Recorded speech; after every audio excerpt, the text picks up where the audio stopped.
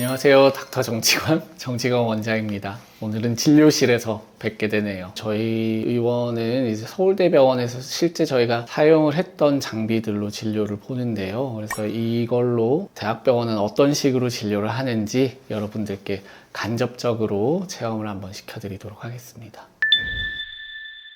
대부분의 분들이 사실 대학병원 진료를 받지는 않아요. 근데 대학병원 같은 경우는 유방암이 진단이 돼야지 예약이 가능하기 때문에 어떤 식으로 대학에서는 진료가 이루어지는지 잘 모르실 텐데요. 그 부분부터 먼저 설명드리도록 하겠습니다. 대학병원 진료에서 이제 힘들어 하시는 부분이 뭐냐 하면 시간이 굉장히 많이 들어가고 발품과 노력도 많이 들어간다는 점이에요. 우선 첫 진료를 받는 데까지 굉장히 많은 시간이 걸리죠. 보통은 초진 진료를 보는데 한 달 정도 걸리셨던 것 같은데, 유방암이 아닌 분들은 예전에 이제 양성 유방 클리닉 같은 경우는 한 석 달 정도 기다리셨던 것 같아요. 어렵사리 이제 진료 예약을 잡으시고 보통 이제 외부에서 검사한 자료들을 이렇게 잘 챙겨서 병원에 첫 번째 방문을 해주시는데, 근데 이게 외부 자료로는 조금 부족한 부분이 많기 때문에 결국에는 첫 만남에서는 대화가 많이 이루어지진 않고요. 일단 병원에서 다시 검사를 하고 다시 만나서 얘기합시다 라는 식으로 첫 번째 진료가 종료가 돼요. 그러면 이제 유방외과 선생님이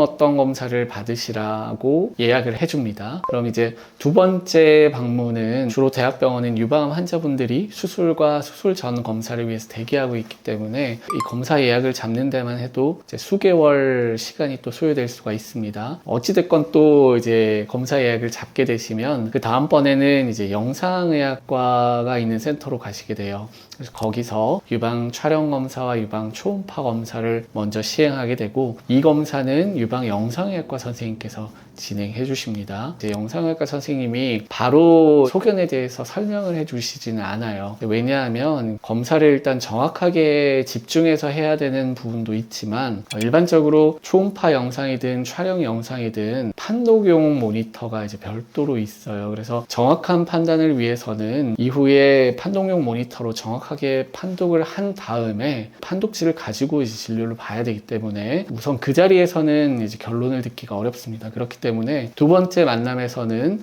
검사만 하고 귀가하시게 돼요. 세 번째 만남은 보통 검사하고 다음 주나 이제 그 다음 주 정도에 외래가 잡히게 되는데, 그때는 유방외과 선생님을 뵙게 됩니다. 유방외과 선생님이 판독지를 가지고 혹시나 추가 검사가 필요하면 이제 추가 검사를 예약해 주시거나, 다행히 결과가 좋으시다면 다음에 이제 언제 추적을 합시다, 아니면 이제 대학병원은 더 이상 오시지 않으셔도 좋을 것 같습니다, 이렇게 답을 내려주세요. 이거는 결과가 괜찮았을 경우고요. 근데 이제 대부분 결과가 괜찮은 분들이 대학병원 잘 오시지 않잖아요. 그죠? 대부분 조직검사라든지 추가적인 검사를 하시게 되는데, 그렇게 되면 또 검사 예약을 잡으셔야 되고, 조직검사를 운 좋게 빠르게 잘 예약을 하게 된다면 검사하고 나서 판독하는 데까지 일주일 정도 시간이 소요가 돼요. 그래서 네 번째 방문 때는 또 영상외과 선생님을 뵙고 최종 결과를 가지고 다섯 번째 외래 방문에서는 또 유방외과 선생님을 뵙고 진료를 보게 됩니다. 결국에는 유방암인지 아니면 그냥 넘어갈 수 있는 병변인지 수술이 필요한지 이런 해답을 얻기까지 최소한 5번의 방문을 하셔야 되고, 이제 짧게는 뭐 한 3, 4개월 걸릴 수 있는데요. 길게는 6개월 정도까지 걸릴 수도 있고요. 그럼 그 기간 동안 굉장히 좀 힘들어 하시는 분들이 많아요. 그래서 제가 개원할 때 이제 여러 가지 이유가 있지만 좋은 검사를 빠르게 접하실 수 있게 도움을 드리고자 개원을 한 이유도 있습니다. 만약에 이제 추가적인 검사가 필요하다면 대학병원 같은 경우는 5번이라고 말씀드렸죠. 그리고 진료부터 검사 기간까지 몇 개월이 걸릴지 모르는데, 저희 의원 같은 경우는 이미 이제 서울대병원에서 교수로 진료를 하고 유방암 치료까지 했던 두 선생님이 모여서 똑같은 시스템으로 진료를 하기 때문에 첫 번째 진료로 결과가 좋다면 한 번만 병원을 내원하시면 결과를 얻으시고 귀가하실 수 있고, 만약 추가적인 검사가 필요하다면 2번 방문을 하시게 되면 그 결과를 얻으실 수 있습니다. 그래서 대학병원에서는 짧게는 수개월, 길게는 6개월까지 걸릴 수도 있는 이 긴 대기 시간을 저희 의원에서는 짧게는 1, 2주 이내로 다 확인하실 수 있습니다. 저희 의원에서는 왜 이렇게 짧게 가능한지 오늘은 그 과정에 대해서 한번 보여드리도록 하겠습니다. 여러 영상에서 제가 유방 촬영 검사가 조기 유방암을 발견하기 위한 핵심 검사라고 말씀드렸죠. 그리고 직장인 검진에서 가장 기본이 되는 그 촬영 검사는 이제 여기서 진행이 됩니다. 이 장비가 3D 유방 촬영과 확대 촬영이 가능한 장치이고요. 서울대에서 사용해왔던 그 장비 그대로 저희 의원에서도 진행을 하고 있습니다. 우리가 이제 일반적으로 검진에서 찍는 영상은 이제 2D 촬영이라고 하는데요. 2D 촬영은 가슴을 위로 그리고 비스듬하게 이렇게 2번 압착해서 총 4장의 사진을 확보하는 영상을 얘기를 하는 거고, 3D 촬영은 쉽게 말씀드리면 약간 CT 검사처럼 연속적으로 이제 여러 장의 유방을 촬영을 해서 3차원으로 유방 내부에 병변이 있는지 석회병변이 있는지를 확인할 수 있는 장비이기도 해요. 실제적으로 3D 촬영 장치가 좋은 이유는 좌우가 일치하지 않고 짝짝이가 된다는 걸 비대칭이라고 얘기하는데요. 비대칭 소견이 있으면 의사들은 거기에 혹이 있는지 아니면 이후에 그 부분에서 혹이 생기는지에 대해서 걱정을 할 수밖에 없어요. 근데 촬영 검사라는 게 여성분들은 잘 아시겠지만 내 가슴을 이렇게 끌어모으고 찍습니다. 근데 이걸 누가 어떻게 끌어모으냐에 따라서 모이는 조직의 모양이 달라질 수 있겠죠. 2D 촬영은 그런 비대칭이 이게 내 유방 조직이 모여서 생긴 비대칭인지 명확하게 파악을 할 수가 없어요. 그러다 보니까 추가적인 검사 소요가 굉장히 빈번하게 생깁니다. 그렇지만 이제 3D 촬영은 실제로 이제 3D처럼 이렇게 전체를 둘러볼 수 있기 때문에 이 비대칭 소견이 추적 검사가 필요한 비대칭 소견인지 아니면 그냥 단순 유방 조직의 침착, 모여서 생긴 비대칭인지 그 자리에서 이제 바로 알 수 있는 장점이 있고, 이후에 이제 추가적인 불필요한 검사를 줄여줄 수 있는 아주 좋은 검사 방법이 됩니다. 그래서 이제 여기서 촬영을 하게 되면 유방 구조적으로 뭔가 이제 특이한 소견은 없는지, 그리고 제가 말씀드린 이제 비대칭 소견이 있는지, 조기 유방암의 가장 중요한 소견인 미세석회 병변이 촬영에서 보이는지, 그래서 초음파를 보게 될 때 우리가 어디에 포커스를 맞출지 미리 이제 디자인을 할 수가 있고요. 그리고 혹시나 이제 군집성이라든지 뭔가 유방암과 관련된 석회 병변이 보인다면 추가적으로 확대 촬영을 찍어 볼지, 이런 것들에 대해서 정할 수 있습니다. 자, 그러면 이제 촬영 검사까지 끝나게 되시면 그 다음 단계는 초음파 검사입니다. 이곳이 저희가 이제 초음파 검사를 하는 초음파실인데요. 여러분들도 다 아시듯이 이렇게 침대에 누우면 상의를 탈의하고 해당 가슴에 이제 초음파 이렇게 프루브라고 합니다. 이 탐촉자를 가슴에 이제 직접 대고 이렇게 검사를 해서 내부에 혹이 있는지, 암이 의심되는 병변이 있는지 이런 것들을 이제 확인하게 되는 검사이죠. 우리나라 여성분들은 치밀 유방인 여성분들이 이제 3분의 2 정도가 돼요. 치밀 유방은 촬영을 찍었을 때 유방 조직 자체가 다 하얗게 나오기 때문에 거기서 이제 혹이 숨어 있는 경우에는 잘 발견하지 못하는 경우가 많습니다. 근데 이 초음파는 이제 유방 내에 혹이 있다면 혹이 작아도 미리 이제 확인할 수가 있고, 이 혹이 지니고 있어도 위험도가 크게 없는 혹인지 아니면 작지만 유방암일 가능성이 있어서 빨리 검사를 해봐야 되는 혹인지 미리 알아볼 수가 있어요. 그렇기 때문에 우리나라 여성분들 같은 경우는 촬영 검사에 이어서 유방 초음파 검사를 병행해서 2가지 검사를 같이 하시게 됩니다. 초음파 검사는 이제 그 촬영 검사가 놓칠 수 있는 그 부족한 부분을 보완해 줄 수 있는 검사라고 생각하시면 됩니다. 여기서 이제 검사가 끝나게 되시면 촬영 영상과 초음파 영상을 가지고 판독실로 이제 이동하시게 될 겁니다. 여기가 저희 이제 권 원장님께서 이제 주로 판독을 하시는 이제 판독실이에요. 이게 눈앞에 보이는 모니터가 사실 이제 거의 차 가격 정도 된다고 생각하시면 되는데, 굉장히 해상도가 높고 유방 영상을 판독하기에 최적화된 모니터예요. 그리고 모니터도 이제 등급이 사실 천차만별인데 저희 이제 서울대병원에서 활용하던 그 장비 그대로 이제 사용을 하고 있고요. 좀 전에 초음파 장비에서 보셨듯이 작은 모니터가 있는데 거기서 찍고 바로 이제 보는 게 아니라 항상 영상을 이제 판독용 모니터로 전송을 한 다음에 여기서 이제 다시 확인을 합니다. 특히나 이제 해상도가 올라가면 이 종량의 경계를 평가하기에는 훨씬 더 유리합니다. 그래서 그런 부분들을 판독용 모니터로 확인을 하게 되죠. 3D 촬영을 하면 이제 이런 식으로 이제 내가 어떤 영상을 찍었는지, 그리고 이제 이 영상에서 우리가 주의 깊게 봐야 되는 이런 비대칭 소견을 확대를 해서 정말 우리가 추가적으로 검사를 해봐야 되는 소견인지 이런 것들을 이제 확인할 수가 있는 거죠.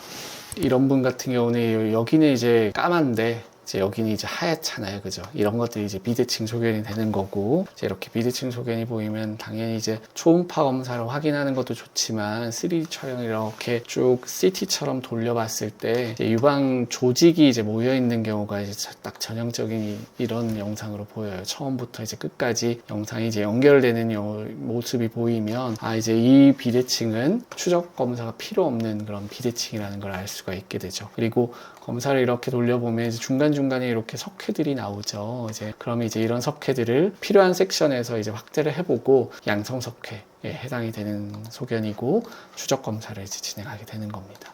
권 원장님께서 이렇게 판독을 잘 해주시면 제가 이제 실제 진료로 조직검사가 필요하다 아니면 이제 조직검사가 필요하지 않다 당일날 내원하신 첫날 여기까지 결론을 다 지어드리게 되고요. 진료를 보시고 검사에 소요가 생긴다면 그날 바로 조직검사까지 진행을 해드리고요. 이제 입체정의 수술이나 아니면 정의절제 수술이나 아니면 다른 여타 수술이 필요하다면 추가적으로 이제 내원 일자를 잡아서 그때 오셔서 해당되는 검사와 수술을 진행해드리고 있습니다. 여기까지가 첫날이고 지금부터는 다음날 이제 내원하셨을 때 특히나 이제 미세석회의 경우 어디서 입체정의술을 시행하는지 보여드리도록 하겠습니다.